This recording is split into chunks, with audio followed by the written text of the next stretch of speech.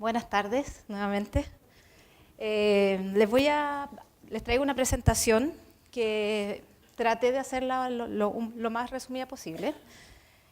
Les voy a hablar un poquito de las lesiones en encía y como todos sabemos, ya conocemos nuestra encía que es de un color rosa coral pálido. A ver, me voy a poner por acá. Un color rosa coral pálido que tiene su punteado característico, tipo piel de naranja.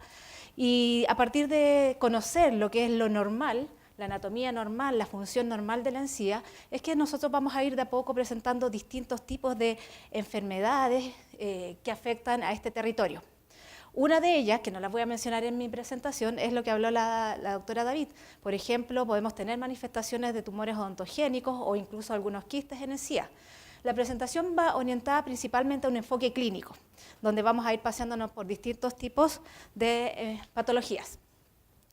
Si nosotros nos pusiéramos a estudiar las patologías periodontales, la clasificación del 99, que es la más actual hasta ahora, porque viene ahora una nueva este año, nos divide las enfermedades periodontales en las enfermedades gingivales, periodontitis de distintos tipos, enfermedades asociadas periodontitis asociada a enfermedades sistémicas y otros más como asociadas a infecciones fúngicas, desórdenes mucocutáneos, etc. Estudiarla desde ese punto de vista podríamos estar toda una tarde o toda una semana, por lo tanto yo lo quise simplificar un poquitito más usando esta clasificación. Les voy a hablar primero un poco de infecciones bacterianas, o sea, infecciones principalmente bacterianas. Luego vamos a hablar algunos desde el punto de vista semiológico, de lo que son manifestaciones con vesículas, con ampollas, con úlceras. Luego vamos a pasearnos un poquitito por lesiones pigmentadas y al final les voy a hablar de lesiones tumorales. Cuando hablo de lesiones tumorales me refiero a la palabra tumor, es decir, un aumento de volumen. Y de ahí vamos a ver que hay lesiones que son de etiología reaccional, porque hubo un estímulo, o a lo mejor son neoplasias que pueden ser muchas de ellas malignas. Bueno, vamos a comenzar entonces primero las lesiones periodontales de tipo infecciosas y principalmente vamos a ver las bacterianas. Solamente voy a mostrarles para que partamos de algo que ya la mayoría lo tenemos súper bien claro, de lo que es la gingivitis, la periodontitis, y de ahí vamos a ver otras variantes de este tipo de lesiones. Ay, se me fue. Bueno, ¿qué pasa en la gingivitis? En la gingivitis vamos a ver que hay una inflamación de la encía, generalmente afecta al margen gingival y la papila, que puede ser localizada o generalizada. Todos hemos tenido gingivitis alguna vez en la vida y apareció a lo mejor en un punto, puede ser generalizada y que es fácil del tratamiento. Vamos a ver que la encía está edematosa, sangrante y que a veces puede acompañarse de halitosis, pero no está afectando lo que es el hueso alveolar, lo que estaría asociado posteriormente en una periodontitis, donde vemos que esta infección bacteriana, donde empieza a haber una colonización mucho más profunda, asociado a depósitos de tártaro, hay recesiones gingivales, y esto, como les decía, va acompañado con la reabsorción ósea, que es producto de la acción del avance de este cuadro infeccioso inflamatorio. Hay destrucción de hueso, producto también de estos mismos de la respuesta inflamatoria en defensa que hay frente a esta infección. Y los dientes pueden comenzar con una leve movilidad a un inicio hasta la pérdida completa del diente. Otra enfermedad que ya no es bacteriana, sino que es de tipo fúngica, se parece mucho a la gingivitis, pero si se fijan, esto es el eritema gingival lineal, que se ve principalmente en pacientes que son VIH positivos. Esta, como su nombre dice, lineal, es porque hay una línea que está rodeando toda la encía, a diferencia de la gingivitis, que lo podemos ver a lo mejor solamente localizado, y que esto no necesariamente está siempre asociado a la presencia de biofilm o placa bacteriana. Como es una infección fúngica, en realidad, y está asociada a pacientes VIH positivos, el tratamiento de estas lesiones no va por el lado antifúngico, sino que más bien esta es una manifestación de que el paciente está pasando por un estado de inmunosupresión que ya está diciendo que en realidad ya no es solamente un paciente VIH positivo, sino que es más bien estamos pasando a la etapa de SIDA. No es una cosa que sea grave, pero sí, cuando se ve este tipo de lesiones hay que crear una alerta en estos tipos de pacientes. Otra enfermedad que podemos ver a nivel del periodonto de inserción y de protección es la gingivitis o periodontitis ulceronecrotizante, que también se llamaba antes la boca de trincheras. No sé si recuerdan, se llamaba boca de trincheras porque se ve en qué pacientes, en aquellos pacientes que están malnutridos, que a lo mejor están sometidos a mucho estrés, que fuman, que a lo mejor han dormido poco, tienen mala higiene oral, se condicionan todo para que su sistema inmunológico esté muy deprimido y facilite el avance de esta infección bacteriana y que sea mucho más agresiva. ¿Qué vamos a ver? Que aparte de la inflamación está asociada a mucho dolor y obviamente que tiene que haber depósitos duros y depósitos blandos. El tratamiento de esto es un tratamiento periodontal completo, de traje supra y subgingival, pulido radicular, la antibioterapia. No voy a hablar, definitivamente no me voy a ir parando en cada uno de los tratamientos, pero les voy a dar solamente algunos tips en algunos tipos de tratamientos. Y como les decía, esto avanza muy rápidamente, parte con gingivitis porque no afecta el hueso alveolar, pero a medida que va avanzando vamos a ver una gran destrucción ósea, incluso después pudiendo haber hueso que está expuesto. Creo que sí, así está.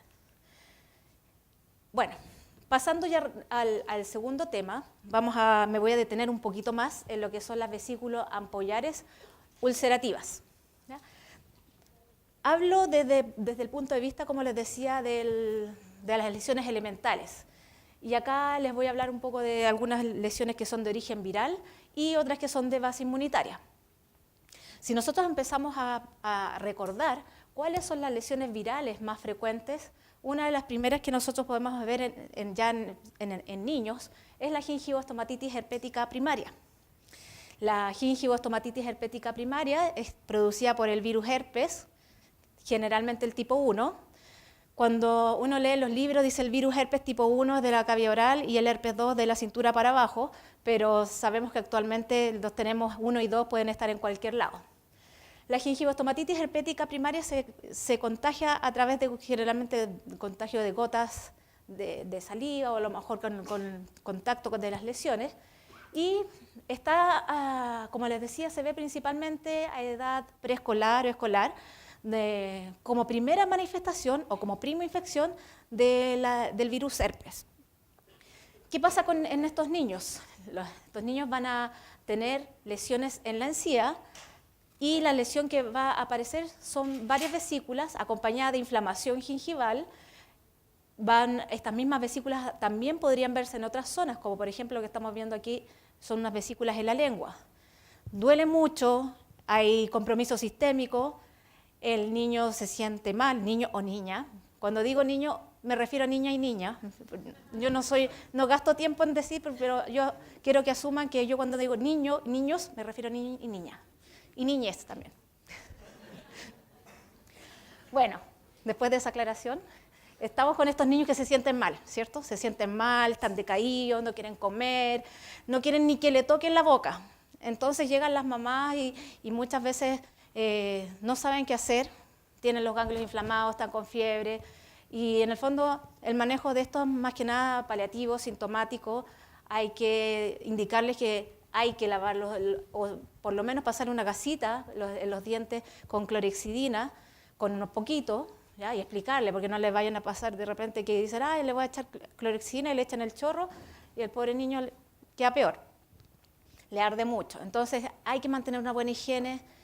Y para medidas paliativas, paracetamol, antiinflamatorios, abundante líquido, dieta blanda, reposo relativo. ¿Ya? Esta es la prima infección, como les decía, que aparece en la encía, pueden aparecer en otras zonas. Muchos de nosotros podemos haber pasado por una gingivostomatitis herpética o no necesariamente. A veces pasa la etapa subclínica y luego vienen las formas que son las recidivas, pero las recidivas ya no van a ser así. ¿Se acuerdan cuál es la recidiva? Luego de esto, entonces ya no va a aparecer, afortunadamente, sino que luego vienen la que vamos a ver más adelante, que son los herpes recidivantes. Bueno, recuerden entonces que la lesión elemental es la vesícula y estas vesículas después empiezan a coalescer, se juntan, al juntarse forman una lesión más grande y luego se ulceran. Y eso, como les decía, duele bastante. Hay un poco más en detalle. Estas fotos no son mías, por eso leí la cita a la doctora Mariana Villarroel, que tiene unas fotos espectaculares en su blog, en su Instagram, también las insto a seguirla. Bueno, esto es lo que pasa después, pues, cuando empieza ya a crecer el niño o la niña y empieza con estas lesiones recidivantes que pueden aparecer generalmente en el labio, pero también pueden aparecer en la encía. Y yo creo que muchos ya saben más o menos de qué se trata. Hay un prodromo donde el paciente va a sentir como un calor, como incluso una picazón antes que aparezcan estas vesículas, pero esto dura muy poquitito, horas, y luego aparece la vesícula. Cuando tenemos la vesícula es la etapa más contagiosa y es donde hay que evitar tocar la lesión con los dedos, no dar besos, porque es la forma donde está el virus ahí activo. Es raro verlo en encía, pero cuando aparece en encía adherida y los pacientes incluso pueden relatarlo, que sienten como unos puntitos y después sienten una lesión un poco más grande. El tratamiento de estas lesiones intraoralmente en realidad es difícil, dar un tratamiento tanto intraoral como en labio, y van a tener a lo mejor nuevamente en otro de los temas se va a tocar el herpes. El aciclovir en realidad no sirve mucho, solamente sirve en la etapa de prodromo para disminuir la sintomatología, para aliviarlo un poco, pero en realidad si se echa aciclovir no es que se vaya a pasar. Tampoco si ya apareció en esta etapa no nos va a servir mucho. Más que nada evitar el contagio y mantener una buena higiene oral. Este caso de un paciente que llegó y que acá es donde hay que afinar el ojo, porque el paciente decía que le dolía la encía. Y ahí empezamos a ver unas pequeñas zonas, no sé si alcanzan a ver, en esas zonas donde tenía ya el herpes en la encía y estaba ya en su etapa terminal. Lo importante ahí a lo mejor es decirle a los pacientes que tengan una buena higiene y que sepan identificarlo, porque esto les va a volver a pasar. Puede aparecer en encía o como puede aparecer en labio y a lo mejor también en la zona del paladar. Entonces, en resumen, ¿cómo podemos decir el herpes simplex? Lo podemos clasificar en el primario y secundario, y el diagnóstico es principalmente clínico. A diferencia de lo que no les traje fotos, pero para que recordemos un poco lo que era un herpes zóster. El herpes zóster, que es aquella patología que su infección primaria es la varicela o la peste cristal.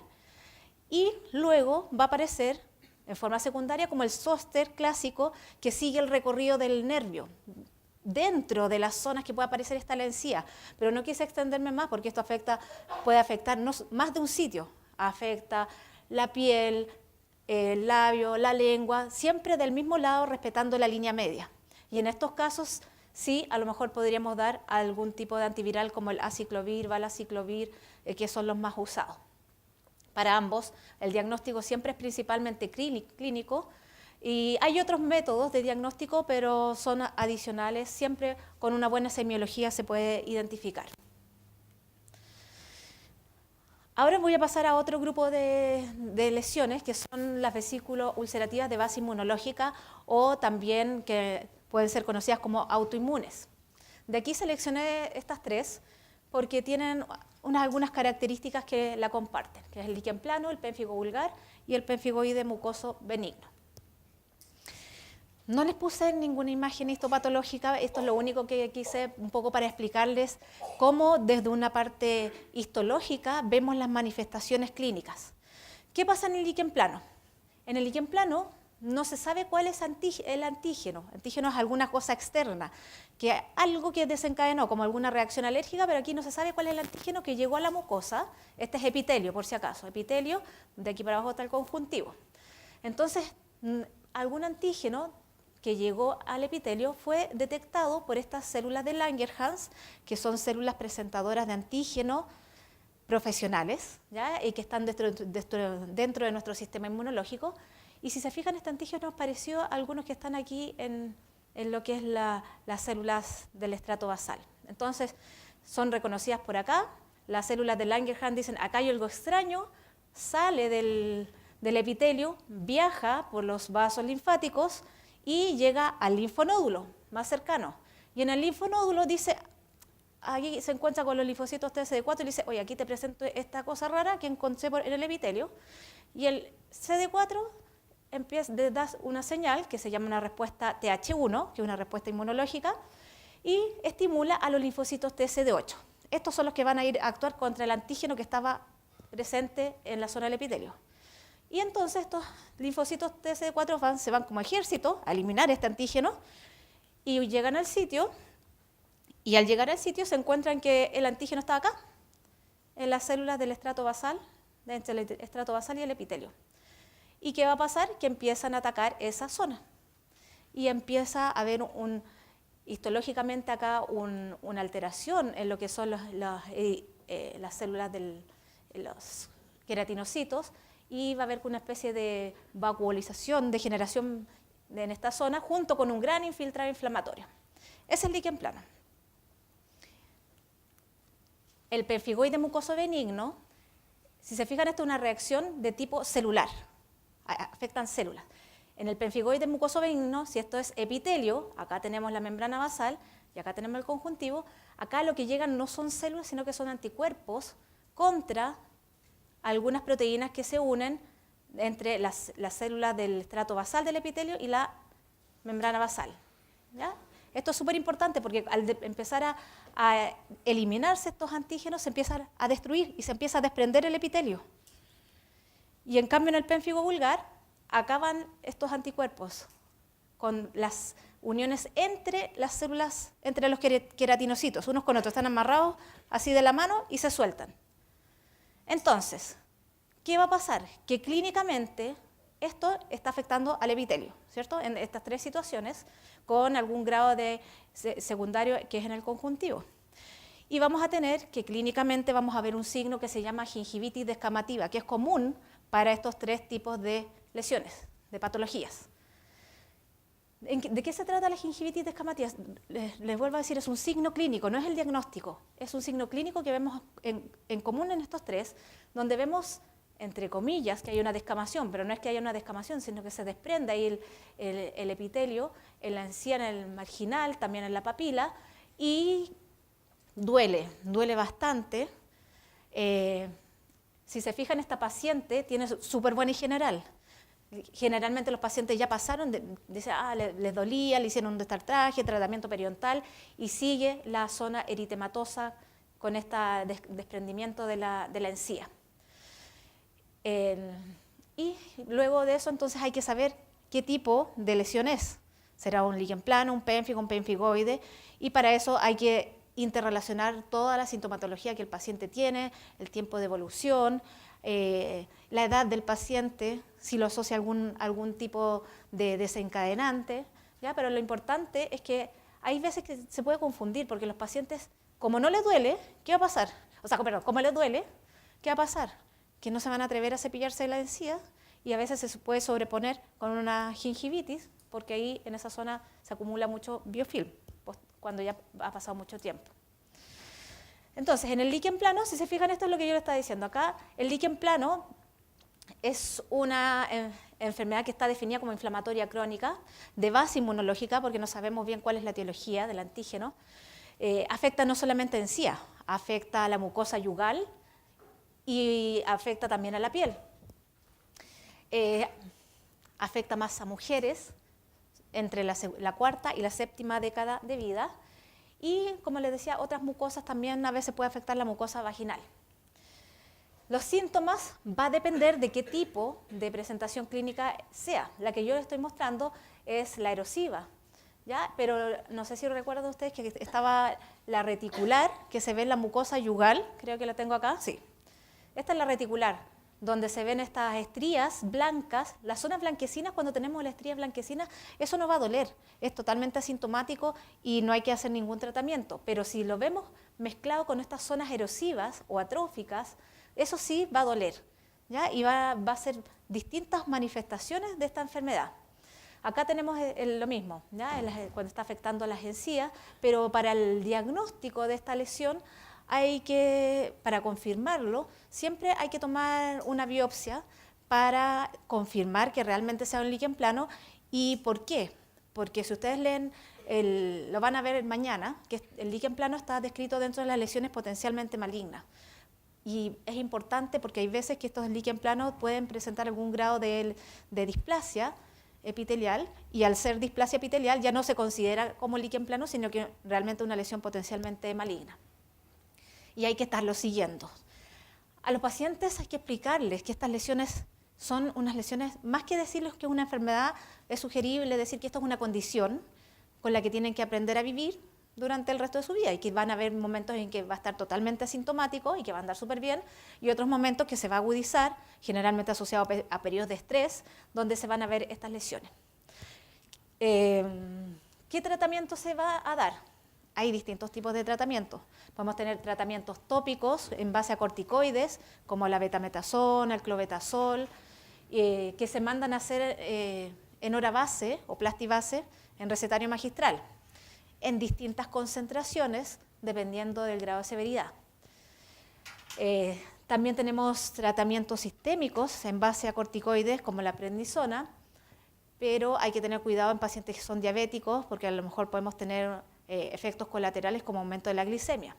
Acá no hay un tratamiento que sea estándar para todos. Esto se evalúa caso a caso y se elige por cuánto tiempo, cuántas veces al día, pero lo importante es dar las orientaciones de la forma de tratar. Cuando es solamente que está afectando a la encía, se pueden hacer algunas especies de cubetas que se ponen en la noche y se rellenan con estos corticoides, y así solamente se coloca en esta zona. Y ahí tenemos un caso como está antes y después. El otro que es importante reconocer es el pemfigoide mucoso benigno, que, como ya les había dicho, es una enfermedad autoinmune de tipo humoral, porque atacaban, ¿se acuerdan? Los anticuerpos iban contra las proteínas que estaban de unión en los queratinocitos. Acá se describe como vesícula ulcerativa, porque podemos ver algunas zonas como que están eritematosas, que la gingivitis descamativa, pero aquí hay alguna cosa súper interesante, que aquí se empieza a desprender el epitelio, y si nosotros pescamos el borde de un espejo y lo frotamos, podemos ver un signo que se llama signo de Nikolsky positivo, que lo vamos a ver más adelante. ¿Ya? Ahí se los voy a explicar. También afecta más a mujeres, entre la quinta y la séptima década de vida. También es muy doloroso, los pacientes muchas veces no pueden comer, sobre todo cosas ácidas, y puede acompañarse con lesiones oculares o con lesiones en piel, y tenemos que también está el signo clínico de la gingivitis descamativa. Lo mismo, el diagnóstico es a través de una biopsia. La biopsia, cuando se toma de esto, no se toma de la zona que está siendo afectada. Y aquí, cuando uno toma una biopsia, es súper fácil que se desprenda el epitelio y quede una cosa así volando y el resto abajo. Entonces, lo ideal es tomar de una zona sana, a diferencia de las otras que a lo mejor uno clásicamente sabe que dice, la biopsia se toma de un trozo de tejido sano con uno enfermo. Acá hay que tomarlo de tejido sano. Y el tratamiento también es en base a corticoides en distintas presentaciones. Hay otros tratamientos en caso de pacientes que son más severos. Importante también recordar que cuando se trata con corticoides tópicos, si el paciente tiene bajo flujo salival, con los corticoides por mucho tiempo pueden desarrollar candidiasis. Entonces puede que por un lado los tratemos por el líquen plano, pemfigoide, pero desarrolla candidiasis. Importante advertirle al paciente, y a veces cuando uno escribe la receta magistral le podemos agregar un miconazol dentro de la receta, un miconazol al 2 o al 3% para evitarnos este efecto que es colateral.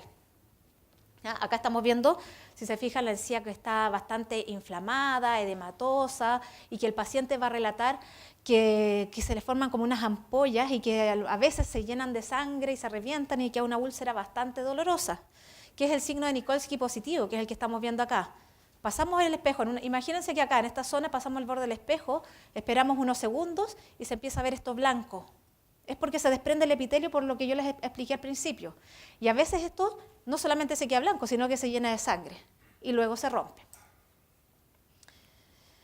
Y puede afectar no solamente la encía, sino que puede afectar la lengua, mucosa yugal, podría afectar el paladar, etc. ¿Ya? Y otras, por ejemplo, puede afectar la mucosa ocular, y aquí se produjo una cicatrización, y esto se llama simblefaron, que es aquí como que se fibrosó esta zona donde hubo una lesión, y esto es sumamente doloroso. Ahí está lo que yo les decía, la cubetita esta que se fabrica lo mismo que como una cubeta como un plano de relajación, pero se sobreextiende y se le indica al paciente que llene esto con el material, que duerma en la noche y después de a poquitito va a ir sanando. Pero como les decía, tienen que aprender a identificar que esto tiene periodos de exacerbación, sobre todo en periodos de estrés. ¿Cómo se diferencia del pénfigo vulgar? Si se fijan, el pénfigo vulgar, a diferencia del... Voy a volver un poquitito. No le puse el pénfigoide mucoso benigno, pero cuando este se rompe, los bordes son como bien delimitados, bien regulares. En cambio, en el pénfigo vulgar, cuando se rompe, porque también también tenemos el signo de Nikolsky positivo.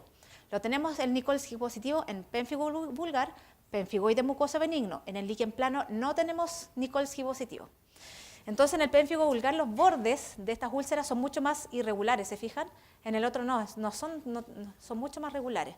También son dolorosos, no son exclusivos que vayan a afectar la encía. Si se fijan, acá tenemos la mucosa yugal, que también es afectada. Las proteínas que son afectadas son la desmogleína 1 y 3. Estas enfermedades tenemos súper mala suerte nosotras las mujeres. No sé por qué. Nos afecta más y si se fijan entre la cuarta y la séptima década de vida. También el pénfigo vulgar puede afectar a la piel y cuando afecta a la piel puede ser bastante severa. Y los pacientes, ¿qué va a pasar? Imagínense que lo mismo que pasa ahí en boca, pero en la piel, y si se pasan acá, la piel se produce una ampolla, esta ampolla se rompe y queda el efecto igual que como si fuera un quemado. Pero esto puede pasar en toda la piel.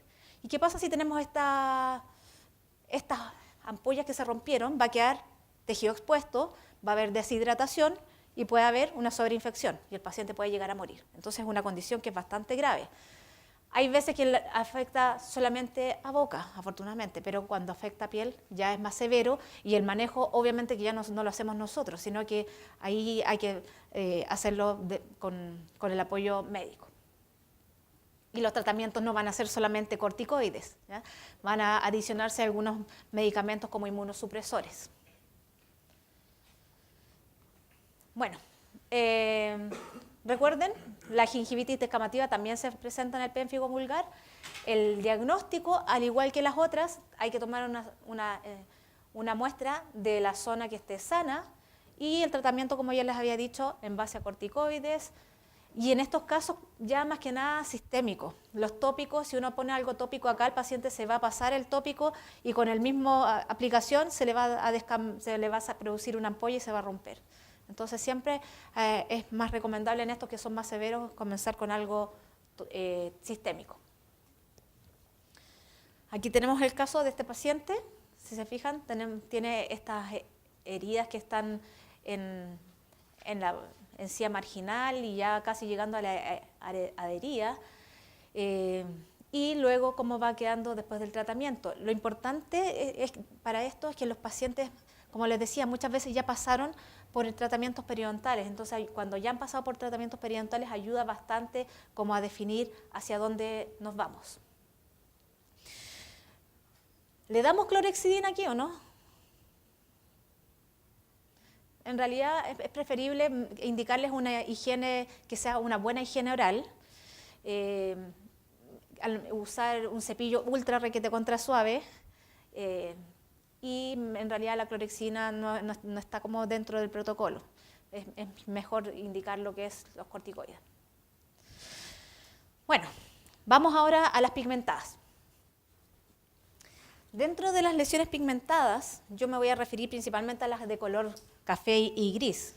Pero cuando nosotros vemos una lesión, siempre tenemos que consignar la ubicación, si está en encía solamente, si estará en encía y a lo mejor está en otras partes del cuerpo, ver el contexto de la piel del paciente, número de lesiones, 1, 2, bordes difusos, bordes bien delimitados, la forma es también redonda, ovalada, indeterminada, y consistencia será, o la superficie, será una superficie plana o a lo mejor está al sol levantada. Por ejemplo, acá tenemos esta lesión de una mujer que es fumadora y ella llegó súper asustada porque pensaba que se vio esa lesión, esa manchita ahí, y pensaba que era a lo mejor un cáncer. Pero esto vamos a ver que a lo mejor si bien los bordes no son muy bien definidos, lo más probable es que pueda hacer alguna tinción producto del hábito de fumar, porque ella fumaba bastante. Hay distintas clasificaciones, ¿ya? Aquí hay una clasificación desde el punto de vista de la etiología y la semiología de las lesiones pigmentadas, y lo dividen lesiones que son idiopáticas o inflamatorias, neoplásicas, producidas por algo externo, por algo interno, y es importante no olvidar que pueden estar asociados a enfermedades sistémicas o a síndromes. Yo le puse ahí en rojito las que más podrían afectarse a la encía, que es el tema que estamos hablando ahora, ¿ya? Y una de las más comunes son las primeras, que son las pigmentaciones fisiológicas y las melanosis del fumador, ¿ya? Pero tenemos otras más, ¿ya? Que yo quise mejor ordenarlas de esta forma, y así vamos a ver que esto está adaptado de un libro de patología donde vemos de mayor frecuencia a menor frecuencia las lesiones que pueden estar afectando la encía. Y lejos lo más común es la pigmentación racial, pero mucho menos común podríamos ver la enfermedad de Addison. Y uno dice, ay, la enfermedad de Addison, ¿qué es la enfermedad de Addison? Alguna vez a lo mejor lo escuchamos por ahí. Y en realidad les voy a contar un poquitito de esta enfermedad. Es una enfermedad que se produce en las glándulas suprarrenales, donde hay un déficit de la función de estas glándulas suprarrenales y que afecta la producción de los corticoides, y dentro de sus efectos indirectos está la hiperpigmentación de la piel, y dentro también de esos efectos está la hiperpigmentación en las encías. Bueno, una de las lesiones, ¿se acuerdan que yo les dije que habían tinciones exógenas? Ya tenemos el tatuaje por amalgama. Yo creo que todos ya han visto el tatuaje por amalgama, lo recuerdan, y nosotros vemos que este tatuaje está asociado a que hubo un antecedente, que en la zona hubo una amalgama, y que a lo mejor después dicen, pero si aquí no hay nada. Claro, a lo mejor hubo una amalgama en la zona posterior, la retiraron, la amalgama se pulverizó y se quedó impregnada porque a lo mejor el paciente no estuvo mucho tiempo con el metal ahí sin enjuagarse. ¿Cómo sabemos que es tatuaje por amalgama? ¿Y si no es un melanoma? Porque dije, está bien grande como va a ser un tatuaje amalgama. Le tomamos una radiografía y con eso vamos a comprobar que realmente es un tatuaje por amalgama. Cuando son pequeñitos no siempre salen en la radiografía. Entonces, si uno tiene la duda, se le toma la biopsia. ¿Ya? Pero acá es lo mismo, desde pequeñitos a grandes, y son bastante difusos. Pueden tener desde un gris claro a un gris bien oscuro. Este es el típico caso que de repente no es fácil de diferenciar en adultos, ¿ya? ¿Melanosis fisiológica o será la melanosis del fumador? Porque podemos tener fumadores que tienen la piel oscura y claro, no sabemos distinguirla, puede que se sobrepongan.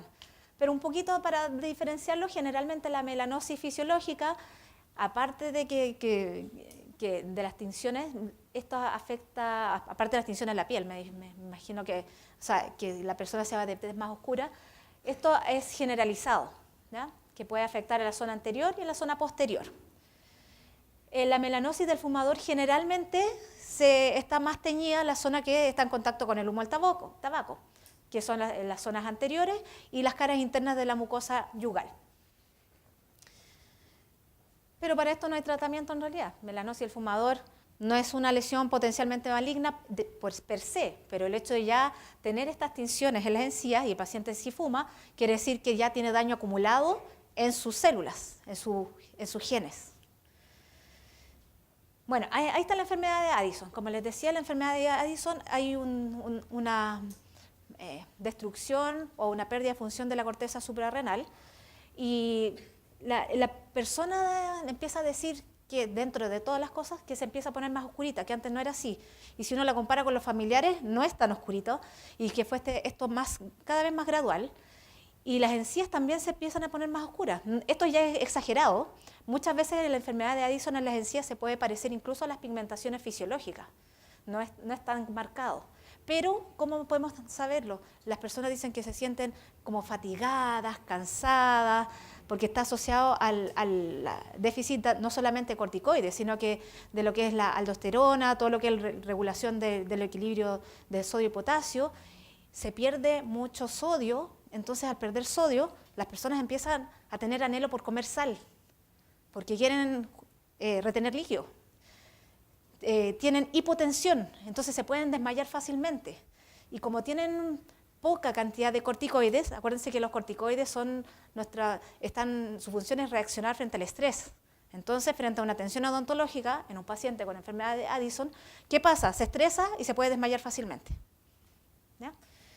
Esa es la importancia. ¿Ya? Y cuando vemos que están las encías pigmentadas, es porque a lo mejor no está bien controlado. Una vez que se controlan, ellos toman corticoides, una vez que se controlan, estas pigmentaciones en las encías empiezan a desaparecer, y lo mismo en la piel.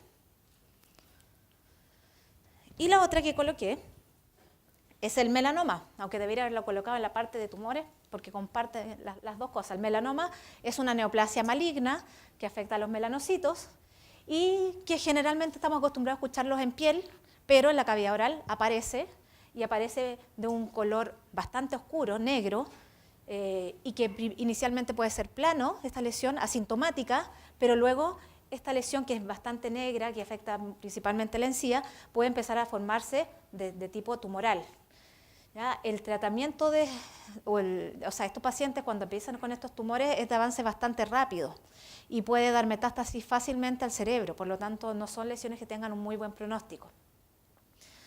Así que si es que en algún momento uno llegara a sospechar, son lesiones que son bien pigmentadas y que a veces pueden tener lesiones satélites alrededor, a veces no solamente una mancha, sino que varias manchas color oscuro, y que luego empiezan a formar estos tumores, y ya cuando empiezan a invadir tejidos más profundos podrían llegar a producir movilidad dentaria. Pero miren este caso, acá tenemos una mezcla, ¿cierto? Vemos pigmentaciones que no sabemos, porque si no tenemos la historia clínica, no sabemos si esto será pigmentación fisiológica o a lo mejor será una pigmentación del fumador. Aquí esta parte, si lo vemos solito, dice, se ve sospechoso, será un melanoma. Por los bordes, acuérdense que el ABCD de los tumores, los bordes difusos, que crezca rápido, pero aquí vemos otra cosa, no tiene el color de la encía, sino que aquí ya se empieza a ver rosado, y acá se ve más rojo, hay inflamación. Entonces tenemos en este caso combinación de pigmentación con lo que viene en esta parte, que son las lesiones tumorales. Las lesiones tumorales yo las dividí en dos grupos. Tenemos las que son reaccionales, porque hay un estímulo que generalmente es la acumulación de biofilm, y luego puse otras que son las neoplasias principalmente malignas. Dentro de las reaccionales, las que encontramos en encía, podemos encontrar estos 4 grupos, y un poquito con este esquema les voy a explicar por qué se llaman así. Cuando hablamos de un fibroma periférico, si decimos fibroma, es una proliferación a expensas de los fibroblastos, ¿ya? Que está creciendo entonces en el tejido conjuntivo. Acá no tiene nada que ver el epitelio, sino que es el conjuntivo. ¿Y por qué se produce? A veces puede ser sin ningún estímulo. En esta imagen aparece con un poquito de biofilm, pero generalmente el fibroma, cuando es fibroma solito, crece sin ningún estímulo. A diferencia del fibroma osificante periférico. ¿Cuál es la diferencia? Fibroma, hay crecimiento, hay mayor cantidad de fibroblastos, de fibras colágenas, y se llama osificante porque se empieza a posicionar tejido que se llama calcificado u osteoide en el interior. Generalmente esto nosotros clínicamente no tenemos cómo identificarlo, ni siquiera va a salir en la radiografía.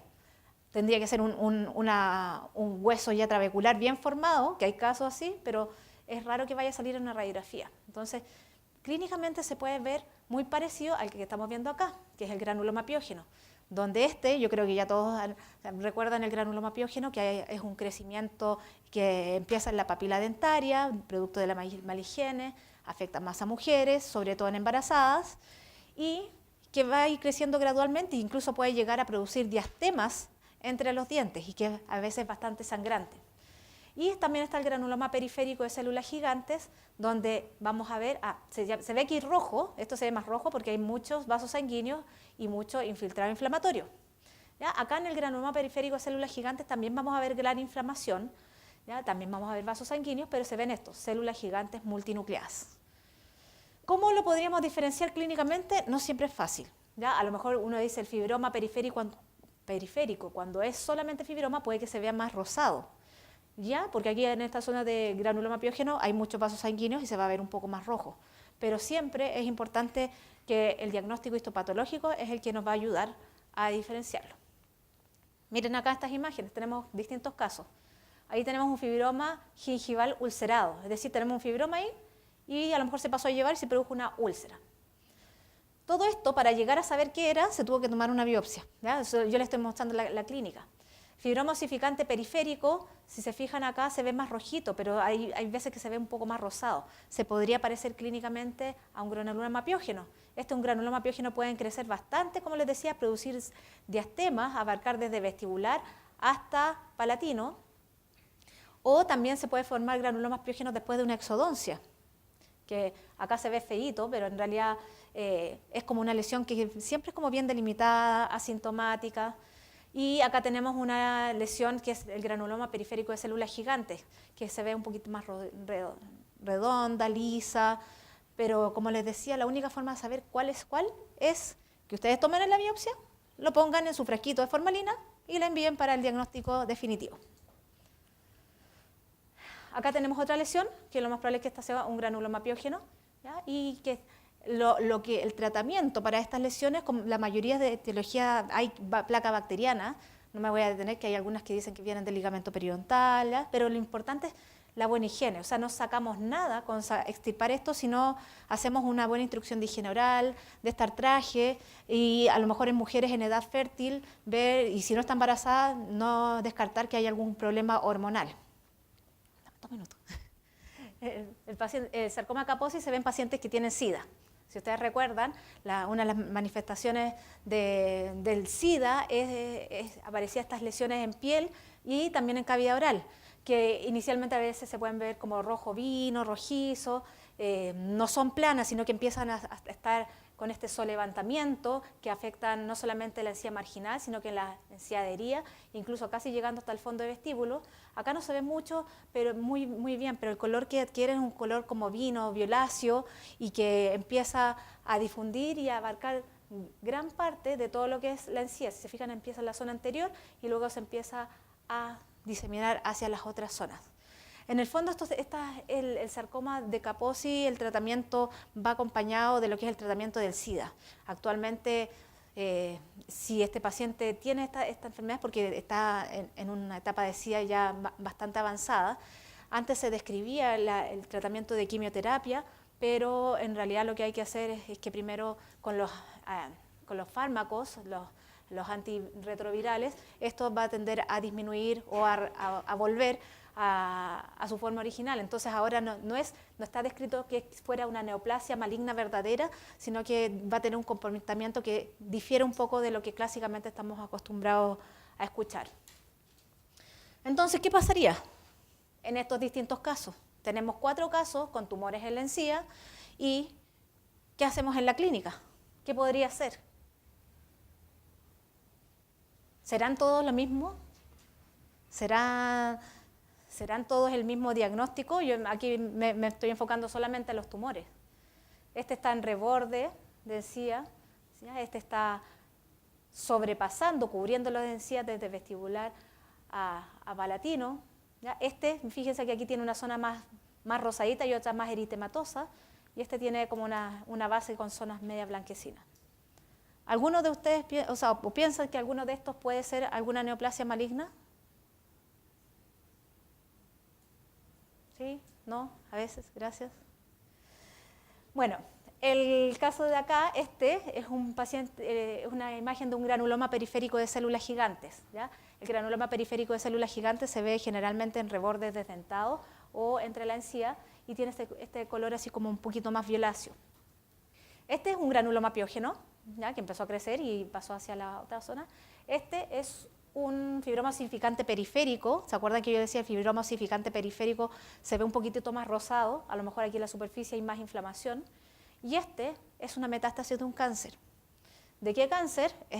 En realidad este es una metástasis de un mesotelioma. Es súper rebuscado. Mesotelioma maligno. ¿Y qué es un mesotelioma maligno? Es esto, capa delgada, o que es el mesotelio, perdón. Mesotelio es la capa que cubre todo lo que es el corazón, el pulmón, la caja torácica, pero esto es súper raro, es un tumor maligno súper raro, pero a partir de ese tumor que apareció en la encía, el paciente no tenía idea que tenía este cáncer y le diagnosticaron a través de esta lesión que le biopsiaron y que a lo mejor dijeron, no, granuloma piógeno, botémoslo a la basura. No, este era una metástasis de un cáncer. Pero ¿qué es más frecuente? O sea, dentro de lo poco frecuente, porque no es que todos vayan a hacer, no vaya a ser así como corriendo, tiene cáncer un granuloma piógeno. Es poco frecuente, pero podemos tener en la encía metástasis de pulmón, cáncer de pulmón, de colon, de próstata y de mama.